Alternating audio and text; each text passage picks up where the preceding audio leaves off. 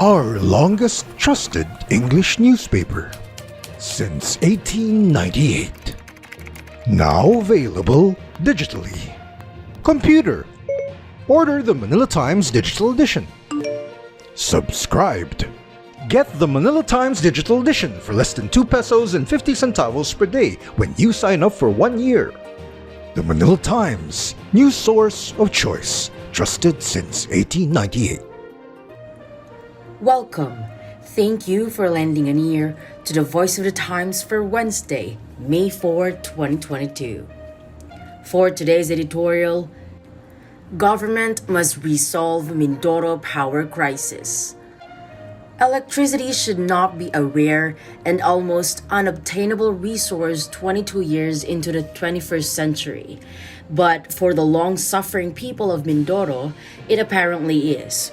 Extended power outages affecting one or both of Mindoro's provinces have been plaguing the island for years and have been increasing in frequency and duration. This weekend, it was Occidental Mindoro's turn to suffer, with an outage that lasted most of 2 entire days.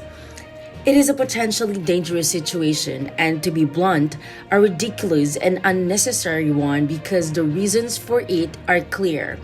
Yet no agency with any responsibility, from the Department of Energy or DOE, the National Electrification Administration or NEA, the National Power Corporation or NAPOCOR, or the 3 electric cooperatives that distribute Mindoro's electricity, seems to be able to come to grips with the problem. That problem has 2 parts. First, there is simply not enough electricity being produced in Mindoro, which is not connected to either the Luzon or Visayas grids. Since the middle of last year, the DOE has identified a supply deficit of about 25 megawatts. Mindoro's electricity is generated by 12 oil or diesel-fired plants, one of which is currently completely out of service, 4 small hydroelectric facilities, and 1 onshore wind farm near Puerto Galera. These plants have a combined total rated capacity of 142.68 megawatts, according to DOE data as of the end of 2021. However, due to the age of some of the plants, the available capacity is only 118.89 megawatts, a shortfall of 23.97 megawatts. The bulk of Mindoro's electricity, which is 103.5 megawatts of the 142.68 megawatts total rated capacity, comes from oil and diesel-fired plants, but the 3 oldest of these, brought online in 2011, 2012, and 2014 respectively, are operating at only about 58% of their rated capacity and account for almost half of the supply deficit. The second part of the problem is that the distribution systems of the 3 electric cooperatives, the Oriental Mindoro Electric Cooperative or ORMECO, Occidental Mindoro Electric Cooperative or OMECO, and Lubang Electric Cooperative or LUBECO, are in poor condition. Most of the outages, particularly in recent months, have been due to equipment breakdowns in the local grids. The cooperatives, which are likewise not in outstanding financial health due to the high-cost power coming from oil or diesel plants, as well as various management difficulties, have not been able to keep up with the necessary maintenance and upgrades, leading to more frequent breakdowns and outages.